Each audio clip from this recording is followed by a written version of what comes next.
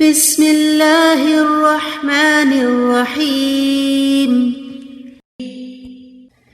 قل انما اعظکم بواحدہ ان تقوموا للہ مثنى وفرادا ثم تتفکروا ما بصاحبکم من جنہ ان هو الا نذیر لکم بین یدی عذاب شدید قل ما سألتکم من اجر فهو لکم ان اجری الا علی اللہ وهو على كل شيء شهيد قل إن ربي يقذف بالحق علام الغيوب قل جاء الحق وما يبدئ الباطل وما يعيد قل إن ضللت فإنما أضل على نفسي وإن اهتديت فبما يوحي إلي ربي إنه سميع قريب ولو ترى إذ فزعوا فلا فوت وأخذوا من مكان قريب وقالوا آمنا به وأنى لهم التناوش من مكان بعيد وقد كفروا به من قبل ويقذفون بالغيب من مكان بعيد وحيل بينهم وبين ما يشتهون كما فعل بأشياعهم من قبل إنهم كانوا في شك مريب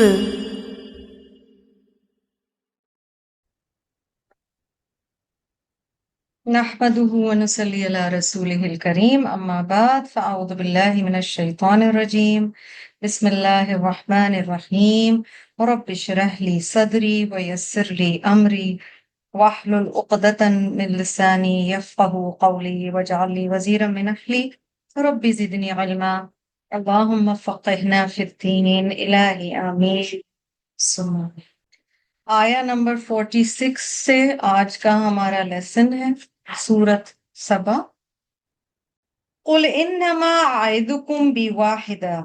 اب نبی اکرم صلی اللہ علیہ وسلم کو یہ اگلی چند آیات میں آخری رکوع ہے سورت سبا اپنے تکمیل کی طرف ہے. نبی اکرم صلی اللہ علیہ وسلم کو اللہ پاک کی طرف سے 5 ڈائریکٹیوز 5 دفعہ تلقین آئے گی کہ کس طرح سے بات کرنی ہے. جو نہیں مانتے تو ڈسبلیورز ان سے کس طرح سے بات کی جائے، انہیں کیا کیا کہا جائے جواب کے طور پر. نبی اکرم صلی اللہ علیہ وسلم کے ذریعے ظاہر ہے جہاں بھی قل کہہ کر نبی صلی اللہ علیہ وسلم سے خطاب کیا جاتا ہے وہاں میرے اور آپ کے لیے بھی ایز مسلمز بہت کچھ سیکھنے کو ہوتا ہے. قل کہہ دیجئے انما اعظکم بواحدہ. او پروفیٹ صلی اللہ علیہ وسلم سے I advise you with just one thing. انما اور انا میں فرق ہے نا. انا صرف بے شک کے معنی میں آتا ہے، لیکن جب آپ انما پہ چلے جاتے ہیں تو اس کا مطلب اس کے علاوہ کوئی بات نہیں ہے، بس یہ بات ہے، حصر آ جاتا ہے. تو یہاں نبی صلی اللہ علیہ وسلم سے کہلوایا جا رہا ہے I ask you for only one thing اور I give you advice of only one thing واحدہ. بس ایک چیز کا میں تمہیں مشورہ دیتا ہوں یا تمہیں نصیحت کرتا ہوں. نصیحت بہتر لفظ ہے کیونکہ مشورے سے زیادہ اسٹرانگ ہے. ان تقوموا للہ. پہلے تو الفاظ کا حسن دیکھیے. کھڑے ہو جاؤ اللہ کی خاطر، کھڑے ہو جاؤ اللہ کے لیے. اور کھڑے ہو جاؤ سے یہاں مراد ہے کہ ایک قدم آگے بڑھاؤ. دعویٰ کے لیے نبی صلی اللہ علیہ وسلم سے کہلوایا جا رہا ہے کہ ایک مختلف طریقے سے انہیں بلائیں. تو آپ صلی اللہ علیہ وسلم یہاں پر ان الفاظ میں بلا رہے ہیں. یہ جو کہا گیا نا سٹارٹ میں انما اعدکم بواحدہ، یہ ایک انداز ہے اپنی طرف، اور جو بات نبی صلی اللہ علیہ وسلم کہنے جا رہے ہیں اس کی طرف توجہ کروانے کا ایک انداز ہے کہ دیکھو میں تمہیں نصیحت کرتا ہوں اور میں تمہیں ایک ہی نصیحت کر رہا ہوں. اچھا اگر کوئی آپ کو کہے نا کہ میں تمہیں بس ایک بات کہوں، آپ فوراً ذرا سے متوجہ ہو جاتے ہیں، خاص طور پہ if it is an important person. تو یہاں پر بھی یہ ہے کہ بہت ساری باتیں نہیں، دیکھو ایک بات کی نصیحت. اس سے جب وہ متوجہ ہو گئے تو آگے کیا کہا گیا؟ ان تقوموا للہ. لام کے نیچے جو زیر آ رہا ہے، کہا جا رہا ہے کہ اخلاص نیت سے تقوموں سے مراد ہے یہاں غور و فکر کرو. یعنی کیونکہ آگے آ جائے گا نا ثم تتفکروا، کہ تم کھڑے ہو جاؤ، یعنی تم متوجہ ہو جاؤ، اپنا فوکس کرو، ریفلیکٹ کرو، غور و فکر کرو، اخلاص نیت سے اللہ کے لیے سوچو. کیونکہ آ رہا ہے آگے مثنا و فرادا، دو دو ہو کے بھی سوچ سکتے ہو یا تنہا تنہا بھی سوچ سکتے ہو، یعنی آن یور اون بھی سوچ سکتے ہو. ٹھیک ہے، دو آپشنز. اس کو ابھی انشاءاللہ ابھی غور کریں گے کہ کیا یہاں کہا جا رہا ہے. ثم تتفکروا، پھر تم لوگ غور و فکر کرو. بات کی اینڈ آ کر کہاں ہو رہی ہے؟ ثم تتفکروا پہ. یہاں نمبر آف تھنگس کہا گیا ہے. ایک تو للہ بہت امپورٹنٹ ہے، تقومو بھی بہت امپورٹنٹ ہے because it means kind of for a task you are standing up. یعنی غور و فکر کے لیے بس اپنے آپ کو تیار کر لو، فوکس کر لو. اور للہ جیسے آپ کہیں نا اللہ کا واسطہ ہے اردو میں، یا آپ انگلش میں کہیں فار اللہ سیک، للہ وہی چیز ہے کہ تم اللہ کی خاطر اس ایک چیز کے لیے کھڑے ہو جاؤ، یعنی خود کو تیار کر لو، چاہے تم اکیلے ہو یا دو دو کے پیئرز میں ہو. تم ما تتفکروا، پھر تم غور و فکر کرو. یہ جو مثنا و فرادہ ہے نا، دس از ویری تھاٹ پرووکنگ. ما بصاحبکم من جنہ بعد میں آتا ہے، پر پہلے تو ذہن بنایا جا رہا ہے کہ غور و فکر کرو. اور غور و فکر میں تم اپنے بائسز، تم اگر کوئی تعصب ہے وہ پیچھے ہٹاؤ. اچھا مثنا و فرادہ کیوں کہا گیا؟ کئی دفعہ کسی چیز کا تنہا جواب نہیں ملتا، اس کے لیے ہمیں کسی کا مشورہ لینا پڑتا ہے، کسی کے علم سے استفادہ کرنا پڑتا ہے. That also tells us a lot about two things. Is self-study enough in deen? Not always. This ayah is telling us کہ صرف آپ تنہا بیٹھ کر قرآن پڑھ کے وہ سب نہیں حاصل کر سکتے، کچھ چیزیں آپ کو دوسرے کے ساتھ بھی کرنی پڑیں گی. صرف فرادہ کی اجازت نہیں دی گئی. تنہا اگر تمہیں کسی چیز کا جواب نہیں مل رہا، تم غور و فکر کر بھی رہے ہو، تم ایک سے مشورہ کرو، تم دوسرے سے مشورہ کرو. یہ تصور مت کرو کہ تم خود عقلے کو لو، تمہیں سب پتہ ہے، I know everything, know it all. یہ والی کیفیت نہیں ہونی چاہیے. مثنا و فرادہ کہا گیا، آپ غور کرو. یہ نہیں کہا گیا کہ تم لوگ ایز اے گروپ غور و فکر کرو. ویسے تو تتفکروا ہے تو پلورل ہے، جمع کا صیغہ ہے، لیکن یہ دو کا کیا چکر ہے؟ کچھ اس سے ہم سیکھ رہے ہیں؟ ایسے لگ رہا ہے جیسے بٹوین دا لائنز اللہ سبحانہ وتعالیٰ ہمیں بتا رہے ہیں. کئی دفعہ آپ نے دیکھا ہوگا بگر گروپس میں اگر آپ بیٹھ کے کوئی غور و فکر کی بات کرتے وہ نہیں ہوتا، لیکن اگر آپ کسی کے ساتھ اللہ موقع دے ون آن ون بات کر سکیں، وہ ذہن میں زیادہ چیز جاتی ہے. ہماری بحیثیت معاشرے کی بھی نا سوشلائزنگ بہت بڑے بڑے گروپس میں اور اس طرح سے ہونے لگ گئی ہے. دو دو لوگ بیٹھ کے بہت کم ملتے ہیں، اور دو دو لوگ، یہ جو دو لوگوں کی جوڑی ہوتی ہے نا، اس میں جو آپ ایک دوسرے کو سمجھتے ہیں which is in English known as one on one, that is very unique. دو مل کے غور و فکر کرو تو سبحان اللہ. اچھا، غور و فکر دونوں طرح کی آیات الہی میں ہوتا ہے، ٹھیک ہے، in both kinds of verses, whether the verses are کونی اور شرعی. کونی اور شرعی آیات کا آپ کو فرق بتایا جا چکا ہے. کونی آیات کیا ہیں؟ کہ جو ہوا ہے، جو اللہ پاک نے بنایا ہے، ٹھیک ہے. اور شرعی کیا ہے؟ کہ شریعت میں کیا ہے، مقام کیا ہے، دین میں کیا چیز کا کیا مقام ہے. دونوں طرح کی آیات ہیں قرآن میں. یہاں پہ کس آیت کی بات ہو رہی ہے؟ کون سی نشانی کی بات ہو رہی ہے؟ یہاں شرعی ہے، کیونکہ نبی صلی اللہ علیہ وسلم کی آگے بات آ رہی ہے، اور نبی صلی اللہ علیہ وسلم کا شریعت میں جو مقام ہے وہ بتایا جا رہا ہے. یہ تم لوگ غور کرو، دعوت دی جا رہی ہے مکہ کے لوگوں کو کہ اکیلے بھی ریفلیکٹ کر لو، as with your closest friends بھی بیٹھ کے بات کر لو ون آن ون. ما بصاحبکم من جنہ، نہیں ہے، یقیناً نہیں ہے تمہارے ساتھی میں کوئی جنون. Your companion Muhammad sallallahu alaihi wasallam does not have any madness. نعوذ باللہ. لفظ صاحب کو دیکھیے، صاحب کا لفظ سواد حابا سے. اچھا، آپ پر میں صحابی رسول کہتے ہیں نا صلی اللہ علیہ وسلم. صاحب وہ ہے جو صحبت انجوائے کرتا ہے. اگر آپ صحابی کی ڈسکرپشن پڑھیں گے نا تو آپ کو پتا چلے گا، اگر کسی نے زندگی میں ایک دفعہ بھی نبی صلی اللہ علیہ وسلم کو دیکھا ہے یا انہیں سنا ہے یا تو وہ بھی صحابی کہلائے. یہاں لفظ صاحب کیوں خاص کہا گیا؟ Because before prophethood came, Prophet صلی اللہ علیہ وسلم was among them for a period of 40 years. 40 سال تک حضور صلی اللہ علیہ وسلم نے اپنی زندگی اہل مکہ کے درمیان گزاری ہے. صاحب تھے نا، صحبت تھی ایک دوسرے کی. صادق اور امین کا لقب دیا گیا تھا. یقین کریں، میں کل گزر رہی تھی اور ایک بینک سے گزری تو وہ اسلامک بینک نے نا اپنا وہ بنایا ہوا ہے اور اس کا نام رکھا ہوا صادق. پھر ایک اور اسلامک بینک سے گزری، میں امین. میں نے کہا میرے نبی کی شان، سبحان اللہ.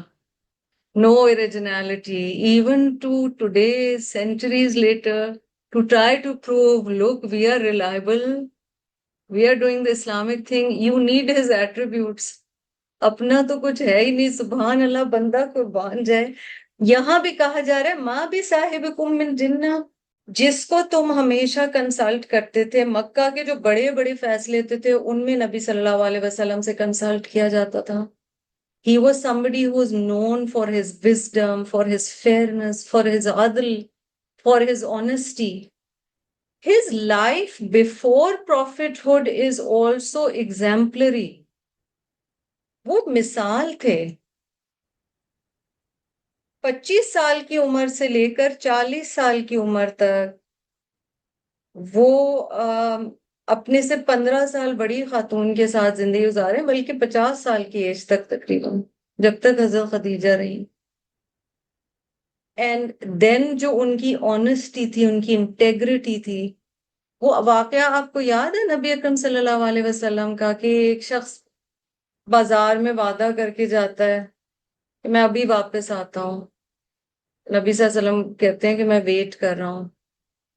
اور پھر اس کے بعد کیا ہوتا ہے؟ وہ بہت دیر تک وہ شخص واپس ہی نہیں آتا. اگلے دن بھی آتے ہیں تو نبی صلی اللہ علیہ وسلم کہتے ہیں تم نے مجھے کہا تھا اس لیے میں ویٹ کر رہا ہوں. تو سچائی، ایمانداری، شفقت، محبت، شرافت، اور پھر ایک دم ایک ایسا الزام لگانا کہ نعوذ باللہ ذہن نہیں صحیح کام کر رہا، کہ یہ مجنون ہے. ما بصاحبکم من جنہ. اچھا، علماء یہ بھی کہتے ہیں کہ تتفکرو کے بعد آپ دیکھ رہے ہیں عربک میں آپ کے لکھا ہوا ہے قف، یعنی وقفہ ہے، تجوید کا وقفہ ہے. ہاں، علماء نے اس سے معنی لیا ہے کہ غور و فکر اوپن اینڈڈ نہیں ہو سکتی، it has to be conclusive. سمجھ گئے؟ It's amazing. This is one of the brilliant observations کہ ہمارے علماء نے کس کس لحاظ سے سوچا. سبحان اللہ، اور سب اللہ کی طرف سے. وہ کہتے ہیں کہ غور و فکر ایسے نہیں ہو سکتا کہ کوئی نتیجہ اخذ ہو گیا تو ٹھیک ہے، کوئی نتیجہ نہ نکلا تو بھی کوئی بات نہیں. نہیں، کوئی نتیجہ نکلنا چاہیے غور و فکر سے. You need to arrive at some decision, some conclusion, something you have learned. One of the problems against in contemporary Islam is not with contemporary Islam, but with contemporary Muslims. Everything is open-ended. Always open to discussion. نہیں, some things are not open to discussion. ایک حد کے بعد آپ پھر وہاں discussion stop کر دیتے ہیں. ان ہوا الا نذیر لکم بین یدی عذاب شدید. نہیں ہے وہ مگر وہ ایک ڈرانے والے ہیں تمہارے لیے. ان ہوا الا نذیر لکم، نہیں ہے وہ، یعنی ہوا از رسول اللہ صلی اللہ علیہ وسلم، نہیں ہے وہ مگر ایک ڈرانے والے ہیں تم سب کے لیے. He is nothing but a warner to you بین یدی عذاب شدید. یعنی تمہارے ہاتھوں کے سامنے ہی ہاتھوں کے جو نظر آ رہا ہے ایک سخت عذاب، اس سے ڈرایا جا رہا ہے. نبی صلی اللہ علیہ وسلم تو تمہیں وارن کرنے کے لیے آئے ہیں، اور کیونکہ تمہیں ان کی وارننگ اچھی نہیں لگ رہی اس لیے نعوذ باللہ تم ان کے بارے میں اس طرح سے بات کرو. اور آپ دیکھیں کہ یہی ہوتا ہے جب ہمیں کسی کی بات دین کے حوالے سے خاص طور پہ پسند نہیں آتی، کیونکہ وہ ہماری زندگی میں چینجز کی ریکوائرمنٹ. پہلے مکہ کا اگر آپ غور کریں سائیکی کیا تھی؟ بیسکلی واٹ دا پروفیٹ صلی اللہ علیہ وسلم was saying didn't gel with their lifestyle. وہ مطلب انہیں بہت چینجز کرنی پڑتی ہیں. ان کا اپنا ایک مکہ کے لوگوں کا مقام تھا، انہوں نے فائنینشیل سٹیٹس تھا، انہوں نے ایک زندگی کا طریقہ بنایا ہوا تھا. ڈو ریمبر سورہ سبا ہی وہ سورہ ہے جس میں مترفوہا کا ذکر آیا ہے. ہر بستی کے امیر لوگوں کے لیے لیٹ گو کرنا لائف سٹائل اور ٹریڈیشن بہت مشکل ہوتا ہے، زیادہ مشکل ہوتا ہے بہت چیزوں. تو وہ بات بھی بتائی جا رہی ہے. اور نبی صلی اللہ علیہ وسلم کی سچائی کے حوالے سے ان کو پہلے سے پتا تھا. بخاری میں یاد ہے وہ حدیث جو حضرت ابن عباس رضی اللہ عنہ سے آتا ہے جب انہوں نے اس آیت پر کمنٹ کی. ڈو ریمبر عبداللہ ابن عباس رضی اللہ عنہ، نبی صلی اللہ علیہ وسلم first cousin, he is one of the اہل بیت، he is one of the first مفسرین صحابہ آف دا قرآن. یہ قرآن کی تفسیر کرنے والے پہلے صحابہ میں سے ایک ہیں. انہوں نے جب اس آیت کی تفسیر کیا، اس پہ کمنٹ کیا، تو انہوں نے یہ واقعہ بتایا. One day the Prophet صلی اللہ علیہ وسلم climbed up الصفا، صفا کی پہاڑی پر مکی دور میں نبی صلی اللہ علیہ وسلم ایک دن چڑھ جاتے ہیں اور پھر زور سے کہتے ہیں یا صباحا، او پیپل. یہ ایک طریقہ تھا عربوں میں جب کوئی اعلان کیا جاتا تھا، وارننگ دی جاتی تھی. جیسے آج کل وہ ہارنز بجنا شروع ہو جاتے ہیں، ڈرل جب ہوتی ہے، فائر کیا کوئی چیز ہو، ایکچولی اللہ نہ کرے وہ، اس طرح عرب لوگ کسی اونچی جگہ سے یا صباحا، تو یا صباحا آپ صلی اللہ علیہ وسلم نے کہا اور قریش جمع ہو گئے اور کہا کہ کیا ہوا ہے. تو آپ صلی اللہ علیہ وسلم نے کہا کہ تمہارا کیا خیال ہے اگر میں تمہیں یہ کہوں کہ دشمن آ رہا ہے اور صبح تک پہنچ جائے گا یا شام تک پہنچ جائے گا، تو کیا تم میرا یقین کر لو گے؟ What do you think if I told you that the enemy were approaching and will reach us in the morning or in the evening? Would you believe me? They said of course. یعنی آپ تو صادق اور امین ہیں، ظاہر ہے ہم آپ کی بات مانیں گے. He صلی اللہ علیہ وسلم said, I am a warner to you in the face of a severe punishment. میں تمہارے لیے نذیر ہوں، ڈرانے والا ہوں ایک بہت سخت عذاب کے لیے جو سامنے ہی ہے. فَإِنِّي نَذِيرٌ لَكُمْ بَيْنَ يَدَيْ عَذَابٍ شَدِيدٍ. یہی الفاظ جو اس آیت میں سے ملتے جلتے الفاظ. ابو لہب نے اس موقع پہ، جو نبی صلی اللہ علیہ وسلم کا چچا تھا، اس نے کہا تھا مے یو پیرش، نعوذ باللہ، نبی صلی اللہ علیہ وسلم کو بد دعا دی اور کہا you have called us together only to tell us this، تم نے ہمیں صرف یہ کہنے کے لیے یہاں بلایا ہے۔ تبھی اللہ سبحانہ و تعالیٰ نے یہ سورہ نازل فرمائی، تبت یدا ابی لہب و تب، جو کہ قرآن پاک کی 111ویں سورت کی پہلی آیت ہے۔ نبی صلی اللہ علیہ وسلم کی سچائی سب جانتے تھے، پھر بھی ان کو نعوذ باللہ ڈاؤٹ کر رہے تھے، تو اس کے بارے میں یہاں پر بات کی گئی ہے۔ قل، دوسرا اب تلقین، کہ نبی صلی اللہ علیہ وسلم کو کہا جا رہا ہے اب آپ یہ کہیں، آیا نمبر 47، قل ما سألتکم من اجر فہو لکم، کہہ دیجئے میں نہیں سوال کرتا تم سے کسی ریوارڈ کا، کسی اجر کا، فہو لکم، ہوا کی ضمیر کس کی چیز کی طرف جا رہی ہے؟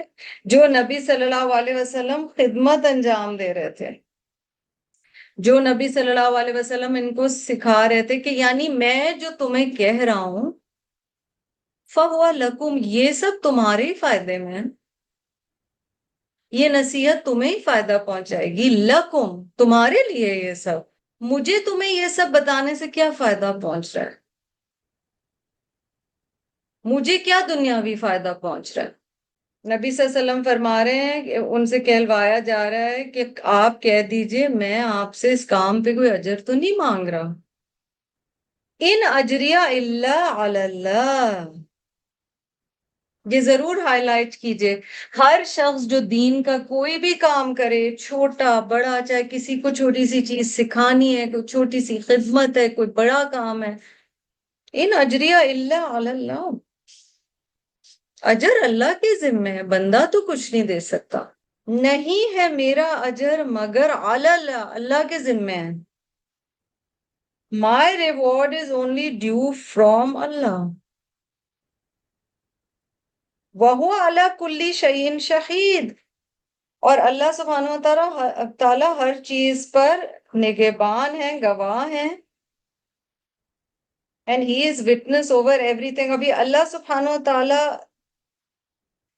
کی یہ پرٹیکولر کوالٹی آیا 47 میں کیوں آئی ہے شہید؟ اس لیے کہ وارننگ ایک طرح سے دی جا رہی ہے کہ اللہ پاک تمہیں دیکھ رہے ہیں، گواہ ہیں، اللہ پاک نبی صلی اللہ علیہ وسلم پہ بھی گواہ تھے کہ وہ he was not asking for any return، اللہ پاک ان پر بھی گواہ تھے کہ یہ تنہائی میں کیا کر رہے ہیں، ہم میں سے ہر ایک پر اللہ سبحانہ و تعالیٰ گواہ ہیں، ہماری نیتوں پر، جب ہم دین کے راستے پہ آتے ہیں، whether to learn or to teach or to preach or to do any service of the deen of Allah، نیت کیا ہے، اجر کی ایکسپیکٹیشن کس سے ہے؟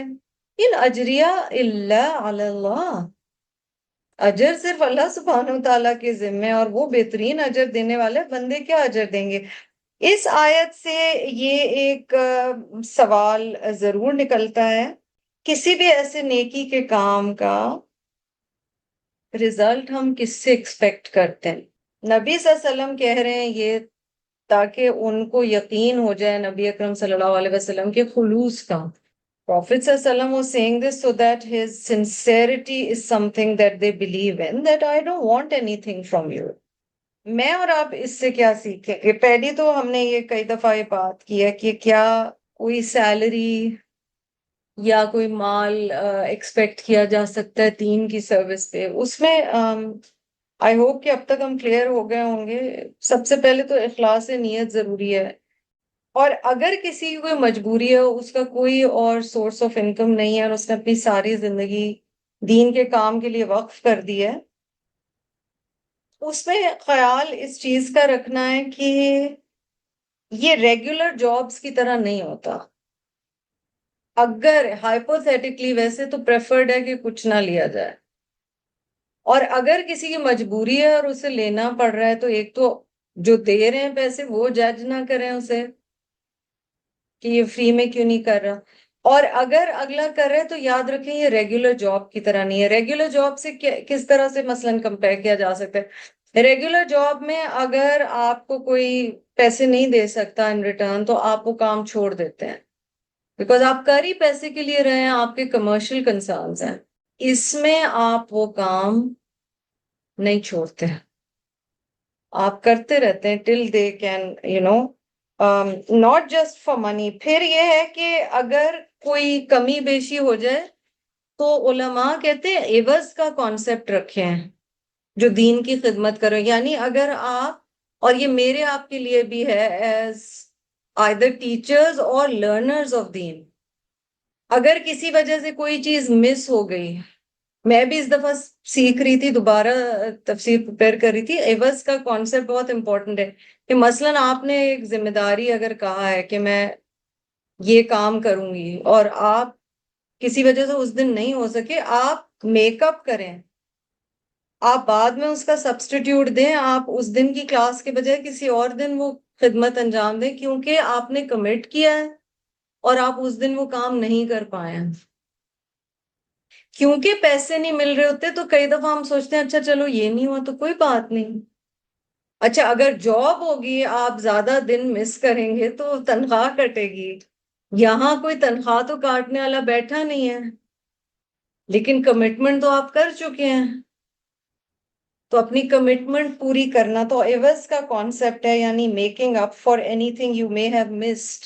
پھر علماء نے یہ کہا ہے کہ دین کی خدمت کو پروفیشن نہیں بنانا چاہیے، یہ کوئی پیشہ نہیں ہے.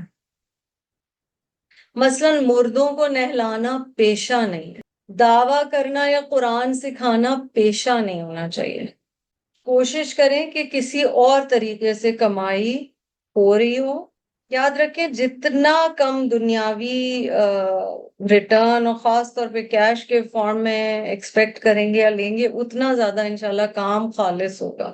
اور بہت اہم، علماء یہ کہتے ہیں اگر کسی وجہ سے، میں پھر کہہ رہی ہوں، کوئی پیسے نہیں دے سکتا، مثلا اسٹوڈنٹس کو پڑھا رہے ہیں قرآن، اب ایک کوئی بیچارہ اسٹوڈنٹ ہے وہ پہلے میں بھی پیسے دے رہا تھا، اب اس کے حالات نہیں، وہ نہیں دے سکتا، پڑھانا چھوڑ دیں؟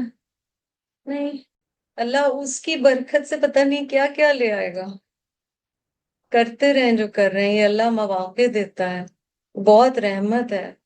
اور اس سے بہت کچھ ہمیں سیکھنے کو مل رہا ہے کہ ہمیں اپنے ارد گرد دیکھنا چاہیے کہ کہاں ہم دین کی تعلیم کسی تک بھی پہنچا سکتے ہیں. in any small way, big way, people who come to your house، اپنے گھر میں ہیلپرز کو دیکھیں کس طرح سے مدد کر سکتے ہیں. فیملی میں دیکھیں، اگر کوئی کزن ہے جو کلاس پہ آنے کے لیے جھجکتی ہے لیکن ہو سکتا ہے آپ اس سے وہ چھوٹی چھوٹی بات سیکھ لے. بہن ہے، کین بی اینی بڈی، جہاں موقع ہو وہاں پر ضرور بندہ کرتا رہے.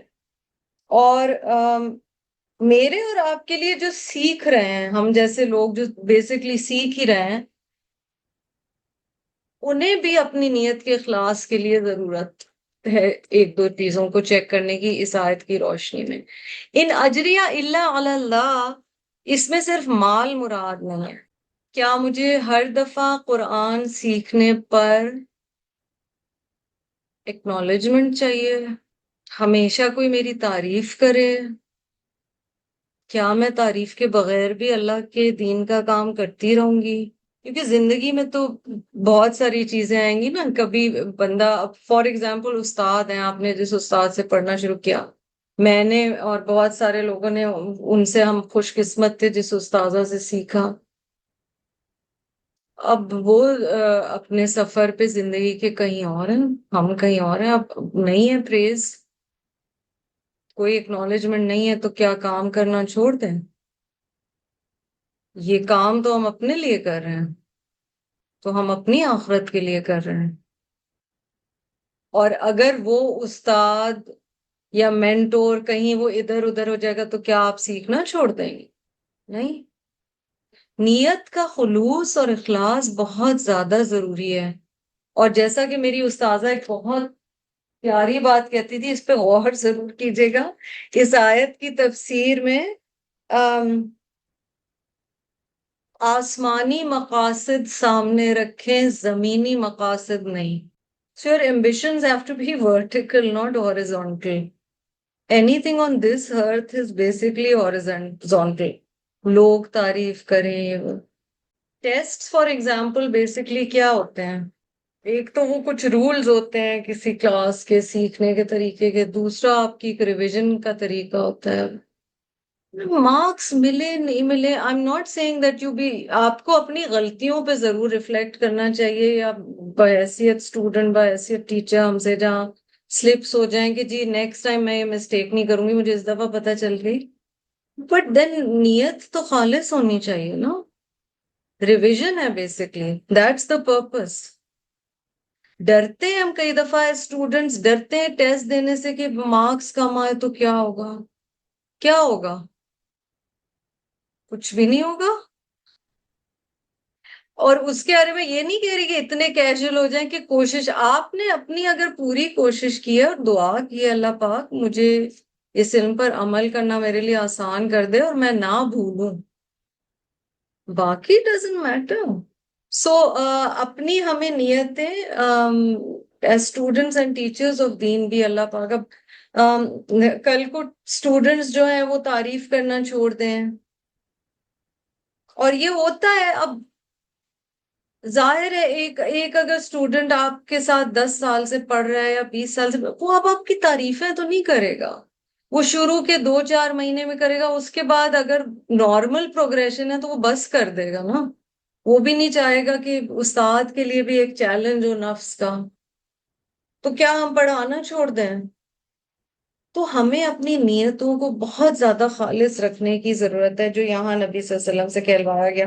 تو آپ دیکھیں ایک قل آیا، پھر دوسرا قل آیا، اب ہم تیسرے کی طرف جا رہے ہیں. قل ان ربی یقذف بالحق علام الغیوب. دیکھیں یقذف قذف میں معنی ہوتے ہیں کسی چیز کو کسی چیز پر بہت زور سے دے مارنا. تو اگر ہم وہ والا ترجمہ لیتے ہیں تو پھر معنی آئے گا کہ اللہ پاک حق کو باطل کے اوپر جب دے مارتے ہیں تو باطل تو کرچی کرچی ہو کے الگ ہو جاتا ہے. باطل حق کے سامنے it can't sustain. Falsehood will never survive when the ultimate truth is struck against it. ٹھیک ہے، ایک معنی یہ ہو گیا ہرلنگ کاسٹنگ. اچھا ایک آپ میں سے کسی نے کہا کہ ترجمے میں نازل بھی آ رہا ہے، وہ دوسری تفسیر کی گئی ہے کہ یہاں اللہ پاک ذکر کر رہے ہیں نزول قرآن کا، تو یہاں پر الحق جو ہے یہ تو ہمیں پتہ ہی ہے کہ بات یہاں پر نبی صلی اللہ علیہ وسلم کی رسالت اور قرآن کی ہو رہی ہے. الحق یہاں قرآن ظاہر مراد ہے یا نبی صلی اللہ علیہ وسلم کی کا پروفٹ ہوڈ مراد ہے. But because it is followed by علام الغیوب، کیونکہ علام الغیوب آ رہا ہے اور علام فعال کے وزن پر مبالغے کا صیغہ، تو پھر اس کا مطلب ہوگا کہ اللہ سبحانہ و تعالیٰ غیب جانتے ہیں. سو اللہ knows best who to give prophethood to. اللہ بہتر جانتا ہے کس پر رسالت نازل کی جائے یا یہ تحفہ کسے دیا جائے. اور یہ یاد رکھیں مکی دور کی سورہ ہے. So if you see the historical perspective, a big ego issue of the people of Makkah was, why has he been given prophethood? Why wasn't I given the prophethood? یہ ایک question ہے اور ہمیشہ ذہن میں رکھنا چاہیے. اللہ ہمیں معاف کرے، اس سے زندگی میں بڑی آسانی ہو جائیں گی اگر یہ ایک سوال ہمارے دماغوں سے نکل جائے. Why not me? ہر چیز میں خود ہی ہونا ہے، مجھے کیوں نہیں کہا؟ یہ کیا کہاں ہوگا؟ ہسبینڈ امی اپنی کی بات زیادہ مانے گا تو ہم کہیں گے وائی ناٹ می. بیٹا بہو کے ساتھ زیادہ ٹائم سپینڈ کرے گا، وائی ناٹ می. ٹیچر ایک اسٹوڈنٹ کی زیادہ تعریف کرے، وائی ناٹ می. علام الغیوب اللہ بہتر جانتا ہے، چھوڑ دیں کہ اللہ بہتر جانتا ہے کہ وہ حق کو کس پہ نازل کرتا ہے. اور دوسرے معنی کہ اللہ بہتر جانتا ہے جب وہ حق کو باطل سے ٹکراتا ہے جا کے یقذفو، تو پھر باطل تو نہیں بچتا. All of these decisions are in the hands of Allah subhanahu wa ta'ala. بندے کے بس میں تو کچھ بھی نہیں ہے، بندے کا اس سب میں کام بھی کچھ بھی نہیں ہے. پانچویں تلقین قل، جو کہ بہت ریلیٹڈ ہے، تو 48 and 49 are very related. قل جاء الحق، کہہ دیجئے حق تو آ گیا. وما يبدع الباطل وما يعيد، اور باطل نہ کسی چیز کا آغاز ہے یا آغاز کر سکتا ہے نہ انجام کر سکتا ہے. یعنی باطل کے بس میں کچھ بھی نہیں ہے. یہ جب آتا ہے نا عربک میں وما یبدئ وما یعید، اس کا مطلب ہے کہ کوئی کسی چیز کی یا کسی پاور کی بات کی جا رہی ہے کہ نہ وہ بگننگ ہے نہ وہ اینڈ ہے، نہ وہ آغاز کر سکتا ہے نہ وہ انجام کر سکتا ہے. Basically, batil is nothing. It's just so transient. It's just so fleeting. It is so worthless. There's no substance there. It's very temporary and it's all going to die down. حق ہمیشہ رہتا ہے. اور یہاں پر حق اور باطل جو کہا گیا تو حق توحید کو کہا گیا، مونوتھیزم، اور باطل شرک کو کہا گیا، پولیتھیزم. یا حق ظاہر ہے جو قرآن کے ذریعے آیا ہے، تو میسج آف اللہ وہ ہے، اور باطل وہ ہے جس کی پیروی مکہ کے لوگ کرتے تھے. قرآن میں آپ کو وہ بھی یاد ہوگا وَقُلْ جَاءَ الْحَقُّ وَزَهَقَ الْبَاطِلُ، تو وہ بھی آتا ہے. سورہ نمبر 21 ورس 18 وہاں پر آتا ہے بَلْ نَقْذِفُ بِالْحَقِّ عَلَى الْبَاطِلِ فَيَدْمَغُهُ فَإِذَا هُوَ زَاهِقٌ. Rather we fling the truth against falsehood, بلکہ ہم مارتے ہیں حق کو باطل پر، so it destroys it، تو وہ اس کو تباہ کر کے رکھ دیتا ہے. and behold it is vanished فَإِذَا هُوَ زَاهِقٌ، تو بے شک باطل ختم ہو جاتا ہے، بچتا ہی نہیں ہے. جو آیت میں بتا رہی تھی وہ چیپٹر نمبر 17 ورس 81 ہے. جب رسول اللہ صلی اللہ علیہ وسلم فتح مکہ کے موقع پہ داخل ہوتے ہیں نا مسجد الحرام میں، اور there are all these idols outside the Kaaba. Try to imagine the scenario. سبحان اللہ. After so many years of persecution and oppression، جب نبی اکرم صلی اللہ علیہ وسلم واپس کعبہ کے قریب داخل ہوتے ہیں اور ارد گرد سارے بت ہیں، تو وہ آہستہ آہستہ کر کے ان بتوں کو گرانا شروع کرتے ہیں. He started to hit the idols with his bow, reciting وَقُلْ جَاءَ الْحَقُّ وَزَهَقَ الْبَاطِلُ إِنَّ الْبَاطِلَ كَانَ زَهُوقًا.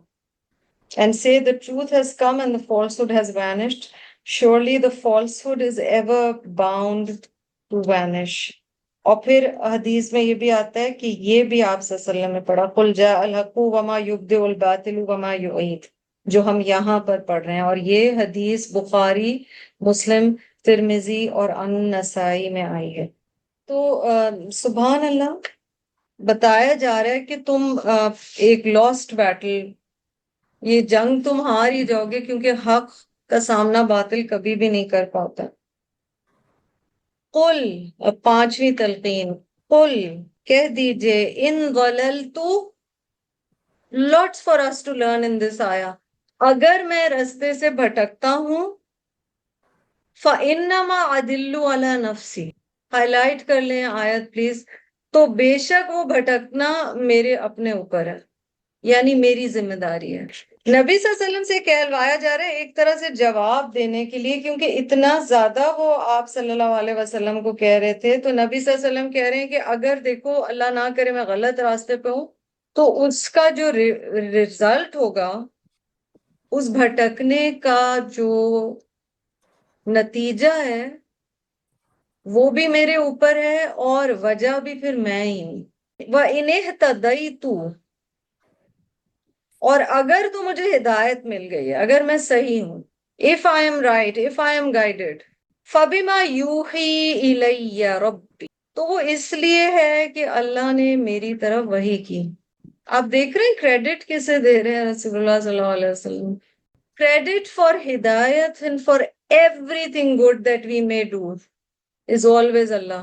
جب ہم کوئی نیکی کا کام کریں یا کوئی اچھا کام کریں یا کوئی صحیح کام کریں، یا کچھ بھی ہو سکتا ہے کہ میں نے اپنے ذہانت کو اچھا استعمال کیا، میں نے کھانا اچھا بنا لیا، میں نے کوئی نیکی کر دی، میں نے کوئی کام ویسے کر دیا جیسے کرنا چاہیے تھا، تو اس کا کیا سکھایا جا رہا ہے؟ اگر مجھے کسی چیز کی ہدایت ملی ہے تو بس یہاں نبی صلی اللہ علیہ وسلم کو تو وہی تھی، میرے آپ کے جیسے انسانوں کو اللہ کی طرف سے ڈیوائنلی ہمیں گائیڈنس ملتی ہے. لیکن ہدایت اللہ کی طرف سے، کوئی بھی چیز کرنے کی، صحیح کرنے کی ہدایت اللہ کی طرف سے. یہ ادب ہے، رب کے ساتھ بھی ادب ہے. اچھے کام کرنے کی تعریفیں بندہ خود نہیں لے لیتا، اصل میں نے بہت اچھا کیا. اچھا آپ نوٹ کریں گے یہ ایک بڑا چیلنج ہے، اتنی آسان چیز نہیں ہے جو ہم آیت میں پڑھ رہے ہیں. مثلا بچوں کی اچھی تربیت بھی ہوئی یا کوئی بھی چیز ہے، بندہ کہتا ہے کہ ہاں ٹھیک ہے، وہ تو ظاہر ہے اللہ کی طرف سے ہوتا ہے، لیکن میں نے بھی نا بہت محنت کی ہے. او ہیلو، کون سی محنت؟ کس نے دی محنت کی توفیق؟ کس نے دی ہدایت اس محنت کی؟ وہ لفظ اگر بچوں کی تربیت کی، وہ کہاں سے آئے؟ کس کے ذریعے سے آپ تک ہدایت پہنچی؟ ہم اپنی ذات میں تو کچھ ہے نہیں. We are nothing. آپ سوچیں حضور صلی اللہ علیہ وسلم سے زیادہ کون تھا انسانوں میں؟ اور نبی صلی اللہ علیہ وسلم سے کہلوایا جا رہا ہے، اور اللہ تعالیٰ کہلوا رہے ہیں قل ان ضللت فانما اضل علی نفسی. کہہ دیجئے اگر میں گمراہ ہو جاؤں. بڑی کلیئرٹی ہے اس آیت میں. If I make a mistake, then that mistake's result is upon me and responsibility is upon me. یاد رکھیں کیونکہ اللہ تعالیٰ سکھا رہے ہیں، قرآن ہے، اس میں سرکیزم بھی نہیں ہے. کئی دفعہ کوئی ہمیں ہماری غلطی بتاتا ہے نا تو ہم طنز کرتے ہیں آگے سے تھوڑا سا ایسے نا، ہم اگلے کو گلٹ ٹرپنگ کرانا چاہتے ہیں تھوڑے سے ہم پیسے وغیرہ سے ہو جائیں، ٹھیک ہے. تو ہم کہتے ہیں ہاں ٹھیک ہے جی، ساری غلطی میری ہے، آپ صحیح ہیں، سب غلطی میری ہے. یہاں وہ ٹون نہیں ہے. یہ حد درجہ ہیوملٹی کا اور عجز ہے، یہ سچا عجز ہے، یہ مخلص عجز ہے. عاجزی بھی ہمیشہ خالص نہیں ہوتی. کئی دفعہ ہم دوسرے کو سنا رہے ہوتے ہیں، جیسے کوئی آپ کو یا مجھے کہے یا ہم کسی کو کہیں یہ ٹھیک نہیں کیا آپ نے، ٹھیک ہے، کوئی پوائنٹ آؤٹ کرنا پڑ رہا ہے. کلوزر ریلیشن شپس میں، فیملی میٹرز میں بھی یہ چیزیں بہت ہوتی ہیں. بچے کئی دفعہ پیرنٹس کو کہتے ہیں ٹھیک ہے ماں، ساری غلطی میری ہے، میں اچھا بچہ ہی نہیں ہوں. یا ہسبینڈ اینڈ وائف کے تعلق میں یہ چیز ہوتی ہے. یہاں نبی صلی اللہ علیہ وسلم اس طرح نہیں کہہ رہے. اللہ پاک کوئی چیز حضور صلی اللہ علیہ وسلم سے کہلوائیں اور وہ دل کی ڈیپتھ آف سنسیریٹی سے نہ کہیں، ایسے تو ممکن ہی نہیں ہے. Say if I'm in error, the loss is surely mine. میری غلطی ہے. ادلو علا کا مطلب ہے اٹس گوئنگ اگینسٹ می، میری مسٹیک سے مجھے ہی نقصان ہو رہا ہے. وَإِنِ اهْتَدَيْتُ فَبِمَا يُوحِي إِلَيَّ رَبِّي. And if I'm right, it is because of what my Rabb has revealed to me. اس آیت سے کیا فیلنگ آ رہی ہے؟ کون سی چیز یاد آ رہی ہے؟ کون سے الفاظ ہیں جو بہت امیزنگ الفاظ ہمیں سکھائے گئے ہیں جب کوئی تعریف کرے، یا کیا سکھایا گیا؟ جوائن دا ڈاٹس بتائیے. جی فائزہ. ہمیں کہنا چاہیے سب تعریف اللہ کے لیے ہے جو تمام جہانوں کا مالک ہے. نہیں، جزاک اللہ وہ بھی بالکل قریب ہے، مگر اور کچھ ہے جو بہت کلوز ہے اس سے. جی نغمہ پی. الحمدللہ سب سے پہلے منہ سے نکلا. وہ تو اللہ کی تعریف ہو گئی. جی تنویر، کیا خیال ہے آپ کا؟ ھذا من فضل ربی. ھذا من فضل ربی، ٹھیک ہے، یہ بھی اللہ کو کریڈٹ دے دیا. اور سلمیٰ پا؟ ماشاء اللہ. ماشاء اللہ، جو اللہ نے چاہا. ٹھیک ہے جی. میناز؟ لا حول ولا قوت الا باللہ. شاباش. The most prominent word that we have been taught in Sunnah is all of them are correct. ان میں سے کوئی بھی غلط نہیں ہے جو آپ لوگ کہہ رہے ہیں، اللہ نہ کرے. لیکن جو کلیئر ہے نا، وَلَا حَوْلَ وَلَا قُوَّةَ إِلَّا بِاللَّهِ، نہ کوئی چیز تبدیل کر سکتا ہوں اور نہ کسی چیز کی قوت ہے مگر اللہ کے ساتھ، مگر اللہ کی وجہ سے. وَلَا حَوْلَ وَلَا قُوَّةَ إِلَّا بِاللَّهِ إِنَّهُ سَمِيعٌ قَرِيبٌ. اب دیکھیے اللہ کی کیا کوالٹی آ گئی اینڈ آف آیت، یہ آیت نمبر 50 میں.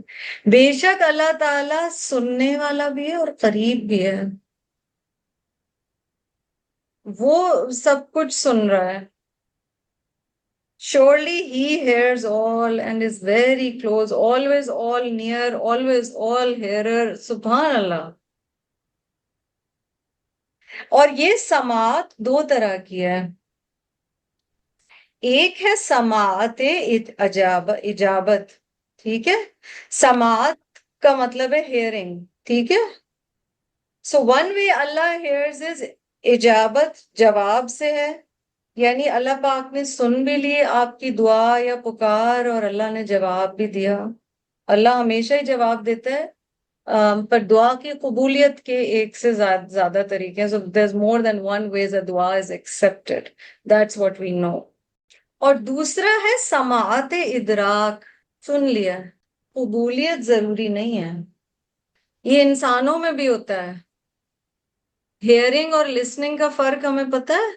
کئی دفعہ آپ کسی سے کوئی بات کہتے ہیں اور وہ سنی انسنی کر دیتے ہیں، اور آپ کہتے ہیں آپ نے میری بات سنی نہیں، اور اگلا کہتا ہے ہاں ہاں سن لیا.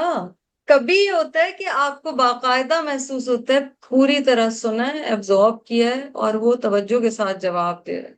اور پھر وہ ایک اور ڈسکشن ہے کہ اللہ پاک کی توجہ اپنی طرف کرنے کے لیے ہمیں کیا کیا کرنا چاہیے. اس سلسلے میں ایک بڑی پیاری حدیث آتی ہے سمیع قریب کے حوالے سے.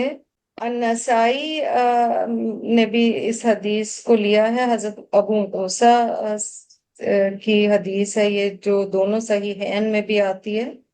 انکم لا تدعون اصم ولا غائبا. You are not calling upon one who is deaf or absent. تم ایسے رب کو نہیں پکار رہے ہو جو خدا نہ خواستہ یہاں کہا جا رہا ہے جو سن نہیں سکتا یا جو غائب ہے. انما تدعون سمیعا قریبا مجیبا. تم اس رب کو پکار رہے ہو جو ہمیشہ سننے والا ہے، ہمیشہ قریب ہے، ہمیشہ جواب دینے والا ہے. تو اللہ سبحانہ و تعالیٰ سماعت اجابت ہمارے لیے استعمال کرتے ہیں. انسان صرف کئی دفعہ سماعت ادراک استعمال کرتے ہیں. ہاں سن لیا، اوکے آئی ہرڈ یو، کیا کروں. اور ایسے جواب سنے کبھی؟ ضرور سنیں گے ہم سب نے، یا سنے بھی ہوں گے اور دیے بھی ہوں گے. کبھی کبھی ایسے ہو جاتا ہے. بے شک تیرا رب سننے والا بھی ہے، قریب بھی ہے، اور جواب دینے والا بھی ہے. اچھا، جو ہم نے پیچھے پڑھا نا بہت اہم اسی آیت میں، اس کے حوالے سے عبداللہ ابن مسعود رضی اللہ عنہ کہتے ہیں کہ ان سے جب اس معاملے کے بارے میں پوچھا گیا تو انہوں نے کہا کہ میں کسی بھی معاملے میں، یعنی ان سے اگر پوچھا جائے گا تو میں کہوں گا جو میں سوچتا ہوں. یعنی میں کسی بھی چیز کا جب جواب دوں گا، ان سے کوئی بھی مسئلہ پوچھا گیا دین کا یا کچھ، تو وہ کہتے ہیں I will say what I think.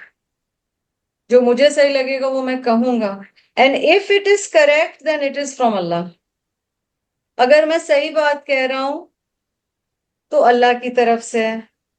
And if it is wrong then it is from me and from the shaitan. اگر میں غلط جواب دے دوں تو وہ میرے طرف سے ہے اور شیطان کی طرف سے. And Allah and his messenger have nothing to do with it. اور اللہ اور اس کے رسول صلی اللہ علیہ وسلم کا اس سے کوئی لینا دینا نہیں، ان کی کوئی ذمہ داری نہیں ہے. اور حضرت عبداللہ ابن مسعود کے یہ جو ورڈز ہیں نا، یہ بہت سکالرز اپنے جب کوئی جواب دیتے ہیں علماء تو وہ اینڈ میں یہی کہتے ہیں کہ اگر کچھ غلط کہا گیا تو اٹس می اینڈ سیٹن.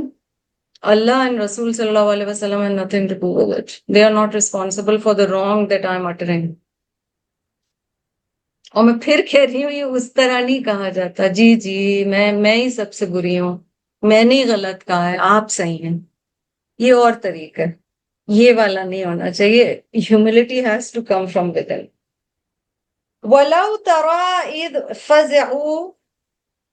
اور جب تم دیکھو گے یا جب تم دیکھو، اور یہ آخرت کے دن کی بات ہو رہی ہے. اذ جب، فزعوا وہ پریشان حال ہوں گے. فزع کہتے ہیں خوف اور دہشت کی کیفیت ہونا. So there is anxiety, there is fear, extreme anxiety and fear. آخرت کے دن کی بات کی جا رہی ہے کہ اور کاش آپ دیکھ سکتے جب وہ گھبراہٹ کی کیفیت میں ہوں گے. کون؟ کفار. If you could only see the disbelievers on the day of judgment when they will be in a state of confusion and fear and anxiety. Fala fauta. There's no escape. وہ وہاں سے کوئی رہائی نہیں ہے. فوتا کا لفظ استعمال ہوتا ہے کسی چیز کا ہاتھ سے نکل جانا اور اس طرح سے نکل جانا کہ وہ کبھی واپس نہ آ سکے. Something that is lost and will never return. اسی لیے جب کسی انسان کی وفات ہوتی ہے تو لفظ فوت ہم لوگ کہتے ہیں کہ فوت ہو گئے، کیونکہ واپس نہیں آنا ہے جب ایک شخص دنیا سے چلا گیا. فلا فوتا وَأُخِذُوا مِن مَكَانٍ قریب، اور وہ پکڑے جائیں گے قریب ہی کی جگہ سے. and they will be seized from a nearby place. زیادہ بھاگ بھی نہیں سکیں گے، اسکیپ ہی نہیں ہے نا، رہائی ہی نہیں ہے. تو مکان قریب اللہ تعالیٰ کے لیے بہت قریب ہے، یعنی پکڑے جانا بھی قریب ہے. اور یہ اس دن کی بات ہو رہی ہے. ہمیں پھر ان آیات سے کیا سیکھنا ہے؟ یعنی کہا جا رہا ہے کہ جو نہیں مانیں گے، جو کفار ہوں گے، the disbelievers, they will suffer this ending, they will suffer this result. So what do we have to do? تقوی. اور تقوی کا تقاضا کیا ہوگا کہ انسان اپنا محاسبہ اس دنیا میں ہوتے ہوئے خود ہی شروع کر لے نا.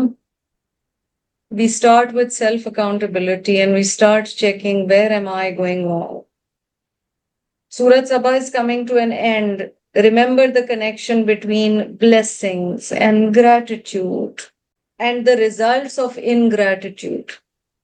Surah Sabah کا بنیادی یہی موضوع تھا نا کہ نعمتوں کا شکر، ناشکری کے نتائج.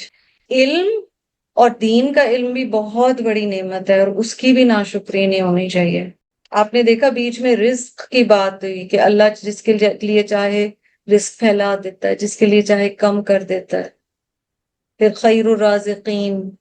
اور پھر ہم نے بات کی اور کئی دفعہ قرآن میں بات کی کہ رزق صرف مال نہیں ہے، رزق صرف کھانا نہیں ہے، رزق اولاد بھی ہے، رزق علم بھی ہے، رزق صحت بھی ہے، رزق عزت بھی ہے. رزق میں وہ سارے رشتے بھی شامل ہیں جو اللہ پاک ہمیں دیتے ہیں، وہ سب اس کے فیصلے ہیں. لیکن جب وہ نعمتیں دیتے ہیں اللہ پاک تو ان نعمتوں کا استعمال اس طرح سے کیا جائے جیسے وہ چاہتا ہے. مثلا کھانے کے جو نبی صلی اللہ علیہ وسلم اور ان کے ساتھ کے لوگ اور بعد کے ہمارے سلف صالحین دوسرے، ان میں تو آپ دیکھیں ہر لقمے اور ہر گھونٹ پہ اللہ کا شکر ہے. یہ بھی نہیں کہ صرف کھانے کے شروع میں بسم اللہ بولا، ہم تو وہ بھی بھول جاتے ہیں. ہر لقمے، ہر گھونٹ، ہر قدم، ہر چیز پر اللہ کا شکر ہے. پھر آپ دیکھیں، اب سوچیں نا، یہ سیڑھیاں ہم چڑھ رہے ہیں، سبحان اللہ. آپ میں سے کئی جو شروع سے سفر میں ساتھ ہیں، کچھ نے مڈ وے جوائن کیا، کوئی دوسری دفعہ ہے. میں الحمدللہ پڑھا رہی ہوں اور میں یہی سوچ رہی تھی کہ ہر آیت جس پہ سے ہم گزرتے ہیں اٹس اے بلیسنگ، کہ اللہ نے موقع دیا پھر یہ پڑھنے کا، پھر یہ سمجھنے کا، پھر اس کو ایبزارب کرنے کا. اللہ کا کتنا کرم ہے. تو سورۃ سبا کو جب بھی آپ یاد کریں، یہ چیزیں یاد کریں. اور اس میں جو کہا گیا نا کہ ان کے اندر بے چینی ہوگی، انگزائٹی ہوگی اس دن. اس کی وجہ یہ ہے کہ نعمتوں کی قدر اس طرح سے نہیں کر سکے. وَقَالُوا آمَنَّا بِهِ. اب آخرت کے دن وہ کیا کہیں گے؟ ہم ایمان لائے اس پر. کس پر ایمان لائے؟ then they will say we believe in it, that is the truth. جو پیچھے الحق کی بات ہو رہی تھی، باطل کے اگینسٹ، جو نبی صلی اللہ علیہ وسلم پر آیا، قرآن آیا، جو نبی صلی اللہ علیہ وسلم کے ذریعے ہدایت آئی، all that guidance, divine guidance, they'll say we believe in it, we believe in it. وَأَنَّ لَهُمُ التَّنَاوُشُ مِن مَّكَانٍ بَعِيدٍ. But how could they attain the faith from such a far distant place? اب وہ کہاں سے اتنی دور سے پکڑ سکیں گے یا پا سکیں گے، یعنی ایمان کو پا سکیں گے؟ اب تو بہت دیر ہو گئی. تناوش کا لفظ unusual ہے، یہاں پہ کم جگہ آیا، نوش کا سے ہے. انا انا بہت امپورٹنٹ ہے. From where are you gonna get it now? کہاں سے اب تمہیں ایمان ملے گا؟ جہاں زندگی جب تک ہے تب تک ایمان کا فائدہ ہے نا، اور اس پر عمل کی آپشن ہے ہمارے پاس. جب زندگی کے دروازہ ختم ہو جاتا ہے، انسان آخرت کی طرف چل پڑتا ہے، تو پھر کیا فائدہ؟ یعنی نبی صلی اللہ علیہ وسلم کو بتایا جا رہا ہے کہ جب یہ اس دن بہت ڈرے ہوئے ہوں گے، کہیں جانے کی رہائی نہیں ہوگی، no escape, no way to run, no refuge, اور اتنا قریب سے پکڑے جائیں گے کہ بھاگنے کا کوئی چارہ بھی نہیں ہوگا. الحسن البصری نے جو پچھلی آیت گزری ہے نا جہاں پہ وَأُخِذُوا مِن مَكَانٍ قریب، اس میں حسن البصری کہتے ہیں when they come forth from their graves، یعنی جب وہ قبروں سے نکلیں گے تو بھاگنے کا کوئی چارہ نہیں ہوگا.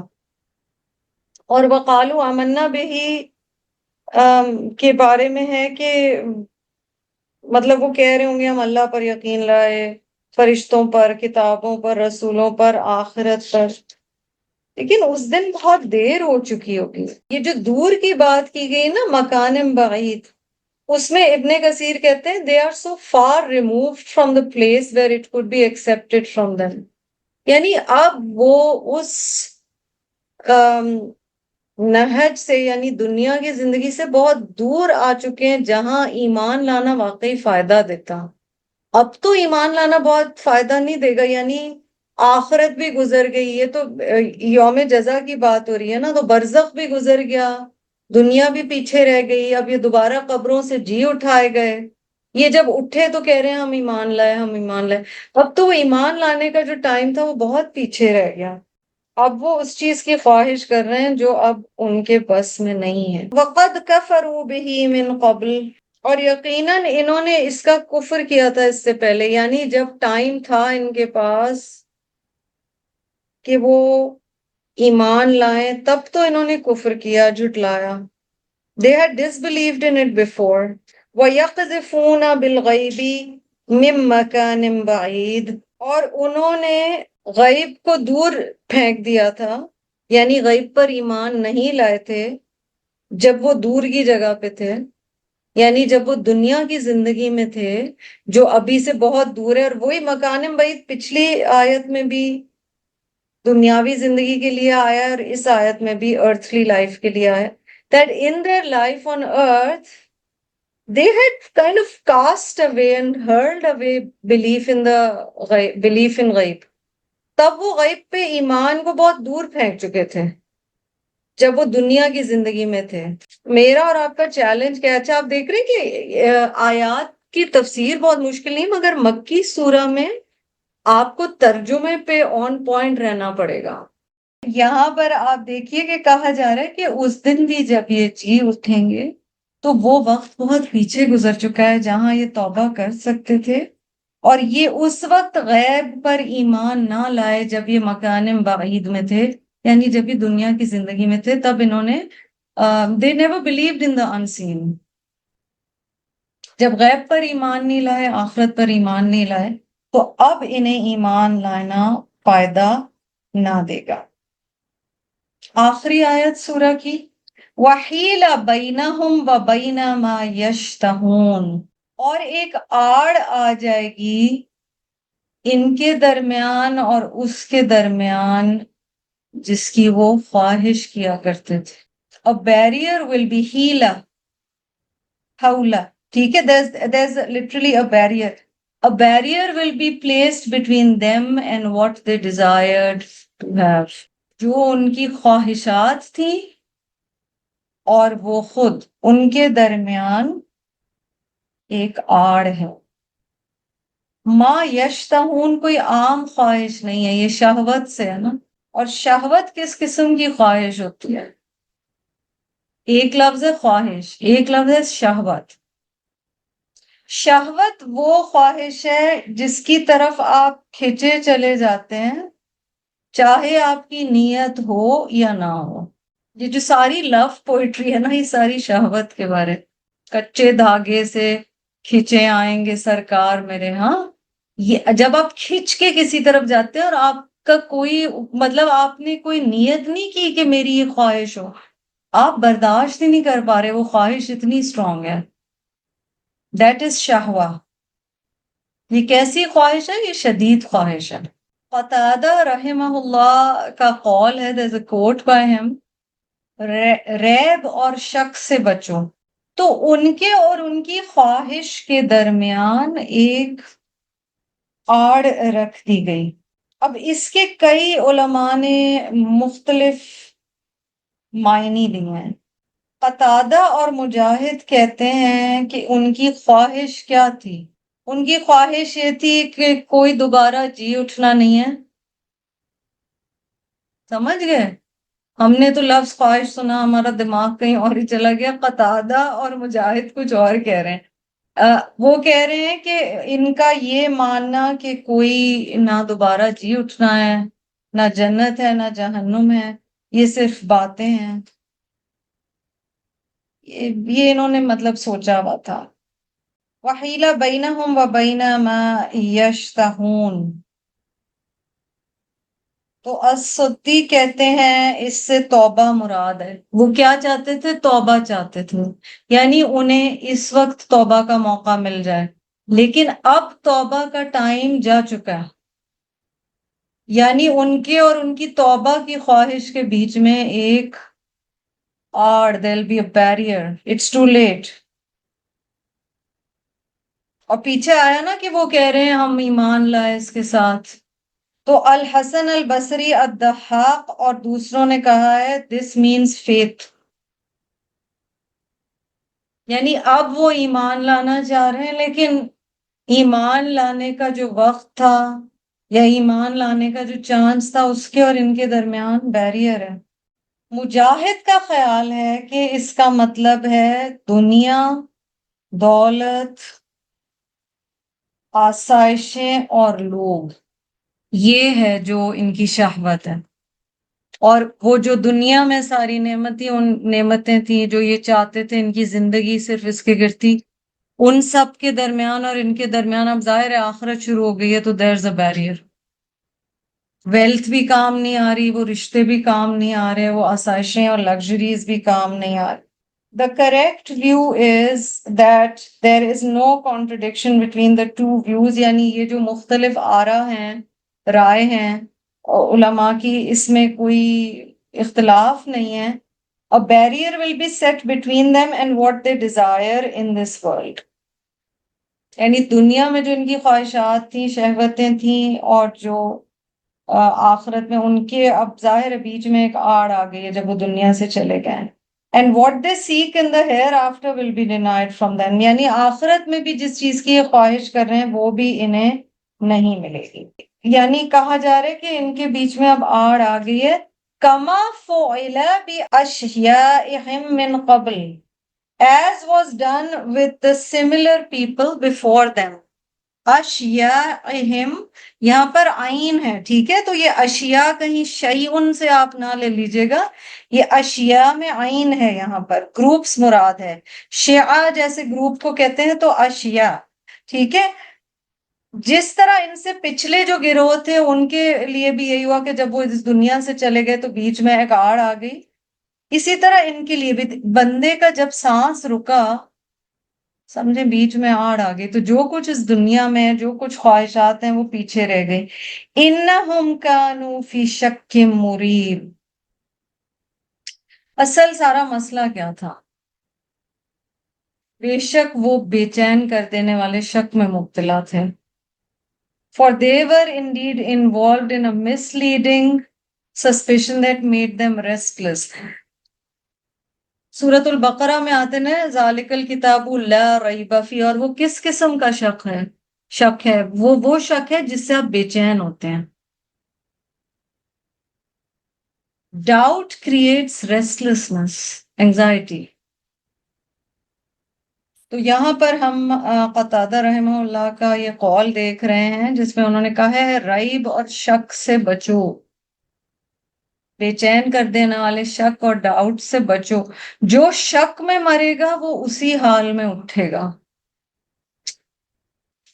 یعنی اگر اللہ نہ کرے آخرت میں شک کی حالت میں ہم دنیا سے گئے ہیں تو اٹھیں گے بھی اسی حال میں, اور جو یقین کی حالت میں مرے گا وہ اسی حال میں اٹھے گا. تو اللہ پاک ہمیں یقین کامل عطا فرمائے آخرت میں، جواب دہی میں، جو کچھ اللہ سبحانہ و تعالیٰ نے ہمیں قرآن میں بتایا ہے اس کے حوالے سے اللہ پاک یقین عطا فرمائے، کیونکہ if there isn't faith in آخرہ then it's going to be very very very difficult، کیونکہ آپ اسی چیز کے لیے تیاری کر سکتے ہیں یا قربانیاں دے سکتے ہیں یا کوشش کر سکتے ہیں یا اپنے نفس سے لڑ سکتے ہیں جس پہ آپ کو پورا پورا پورا یقین ہو۔ جس پہ اگر یقین ہی نہیں ہے اس کے لیے ہم پھر پیچھے رہ جاتے ہیں۔ جزاکم اللہ خیرا کثیرا وآخر دعوانا ان الحمد للہ رب العالمین۔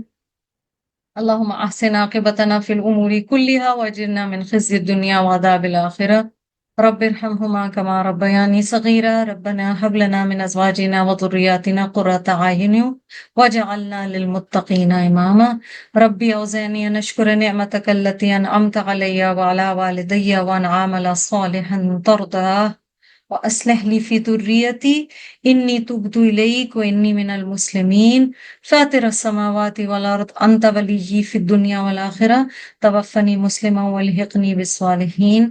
اللہ تعالیٰ سے دعا ہے کہ اللہ تعالیٰ قرآن کو سمجھنے، اس کو ہمیشہ پڑھنے، اس کو یادداشت میں رکھنے، اس پر عمل کرنے کی توفیق عطا فرمائے۔ اللہ تعالیٰ آخرت پر ہمارے ایمان کو مستحکم فرمائے۔ اللہ تعالیٰ ہمارے بچوں کو، ہمارے ازواج کو اور ہمیں آنکھوں کی ٹھنڈک اور متقین کا امام بنائے۔ اللہ تعالیٰ تمام بیماروں کو شفائے کاملہ عاجلہ عطا فرمائے۔ اللہ پاک سب کو رزق حلال میں فراوانی عطا فرمائے۔